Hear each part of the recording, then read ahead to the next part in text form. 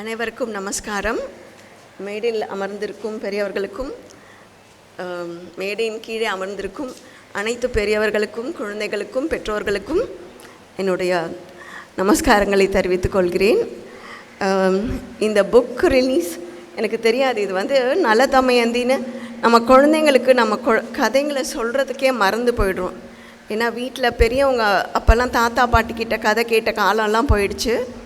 Now it's become a nuclear family. அப்புறம் யாருக்கும் நேரம் இருக்கிறது இல்லை ஒரு கதை சொல்கிறதுக்கு. பட் இந்த கதைகள் மூலமாக தான் நம்ம நிறைய நல்ல விஷயங்களை நம்ம தெரிஞ்சுக்கணுன்றது அந்த காலத்துலேருந்து ஏற்பாடு பண்ணி வச்சுருந்த ஒரு பழக்கம். அது இன்றைக்கி குறைஞ்சி போனதுனால we thought we should Nala தமயந்தின்ற this is the first thing we have இந்த சீரீஸில் பிரிண்ட் பண்ணது. ஆனால் இதுக்கு முழுக்க அந்த இதெல்லாம் என்னோடய ஹஸ்பண்டுக்கு தான் போய் சேரணும். It is his thing that எல்லா குழந்தைங்களுக்கும் கொடுக்கலாமே இங்கே அப்படின்ட்டு.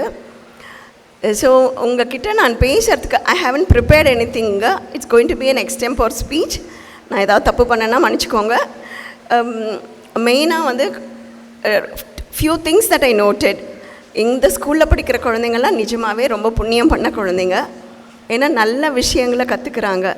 சார் அன்றைக்கி வீட்டுக்கு வந்திருந்தப்போ சொல்லிகிட்டு இருந்தார், நிறைய they have யோகா கற்றுக் கொடுக்குறாங்க, டேக்வாண்டோ கற்றுக் கொடுக்குறாங்க. there are so many activities.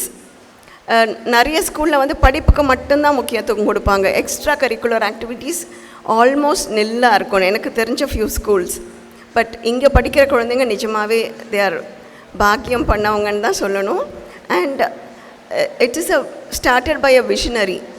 எனக்கு கரோடியாஜியெல்லாம் கொடுத்து வைக்கலையேன்னு நினச்சிக்கிறேன். ஏன்னா பணம் இருந்தால் இது மாதிரி சொசைட்டிக்கு பண்ணணுன்னு யாரும் நினைக்கிறதில்ல. அந்த இதில் இவ்வளோ பெரிய ஸ்கூல், அதுக்கு அவரோட வீடையும் அண்ணா நகரில் இருக்கிற வீடு அதெல்லாம் கொடுத்துருக்காருன்னா அது எவ்வளோ பெரிய மனசு இருக்கணும். அந்த பெரிய மகானோட ஆசீர்வாதத்தில் வந்திருக்கிற ஸ்கூல். இந்த ஸ்கூலில் படிக்கிற குழந்தைங்க கண்டிப்பாக லைஃப்பில் பெரிய ஆளுங்களாக வருவாங்க. ஏன்னா இந்த படிச்சுட்டு இருந்தாங்க இந்த மார்க்ஸ் வாங்கினது, அப்புறம் அவங்க வாங்கின ப்ரைஸஸ் பற்றியெல்லாம். ஸோ இன் ஃப்யூச்சர் ஒரு சீஃப் கெஸ்ட்டாக கூப்பிடணுன்னா அந்த குழந்தைங்கள்லாம் தான் பின்னாடி பெரிய ஆளுங்களாக இங்கே தே வில் கிவ் ஸ்பீச்சஸ்ன்னு நினைக்கிறேன். ஏன்னா it is really nice to see students doing so well. And I just wanted to say what is the importance of organic farming. எல்லாருக்கும் ஃபுட்டு சாப்பிட்றோம், எல்லாருக்குமே சாப்பாடு வேணும் இல்லையா டெய்லி சாப்பிட்றதுக்கு. ஆனால் அது சாப்பாடு எங்கேருந்து வருதுன்னு நிறைய பேர் யோசிச்சுருக்கீங்களான்னு எனக்கு தெரியாது. ஏன்னா கடையில் கிடைக்கிது. சிட்டியில் வளர்கிற குழந்தைங்களுக்கு அக்ரிகல்ச்சர் பற்றி எந்த அளவுக்கு புரிதல் இருக்குதுன்னு எனக்கு தெரியல.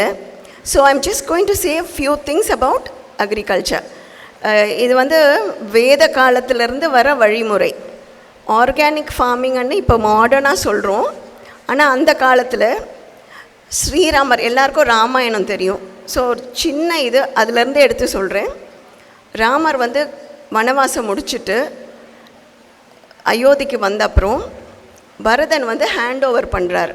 ஏன்னா அவர் நாட்டை விட்டுட்டு போயிடுறார் இல்லையா. அதுக்கப்புறம் ஹேண்ட் ஓவர் பண்ணுறப்போ அவர் விட்டுட்டு போனப்போ இத்தனை ட்ரெஷரியில் இவ்வளோ இருக்குது, இவ்வளோ பொண்ணு இருந்தது, இவ்வளோ வெள்ளி இருந்தது, இவ்வளோ என்னென்னலாம் இருக்குதுன்னு அவங்க ஹேண்ட் ஓவர் பண்ணுறப்போ எல்லாத்தையும் அப்படியே டபுளாக இருக்குது. ராமருக்கு ஒரு பக்கம் வருத்தமாக என்னென்னா, இப்படி நான் விட்டுட்டு போனப்போ இருந்ததை விட இப்போ இத்தனை மடங்கு இருக்கே. அப்போது கொஞ்சம் பார்க்குறாரு, பரதா நீ நல்லா தான் ஆட்சி புரிஞ்சியா, இல்லை நம்ம மக்களை துன்புறுத்தி நீ நிறைய இந்த மாதிரி ட்ரெஷரிக்கு வருமானத்தை ஈட்டுனியான்னுட்டு. பரதர் சொல்கிறாரு, இல்லைன்னா நீங்கள் எப்படி விட்டுட்டு போனீங்களோ அதே மாதிரி தான் இங்கே சொன்ன வழிமுறை பிரகாரம் தான் நான் நடந்திருக்கேன். எனக்கு ஜனங்க எல்லோரும் சந்தோஷமாக தான் இருக்காங்க.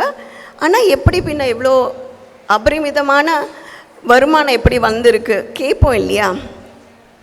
அப்படின்றப்போ பரதர் சொன்னது ஒன்று என்னென்னா, நந்த கிராமம் அவர் அரண்மனையில் உட்காந்து ஆட்சி புரியல. எல்லாருக்கும் தெரியும் ராமர் இல்லாத அரண்மனையில் நானும் இருக்க மாட்டேன்னு அவர் அயோத்திக்கு வெளியே நந்த கிராமத்தில், அந்த கிராமத்தில் தங்கி சுவாமியோட பாதுகைகளை வச்சுட்டு தினமும் அதுக்கு வந்து பாலால், தயிரால், அப்புறம் பழங்களால் எல்லாம் அபிஷேகம் பண்ணி, அது வந்து நிறைய பசுமாடுங்க இருந்த காலம்.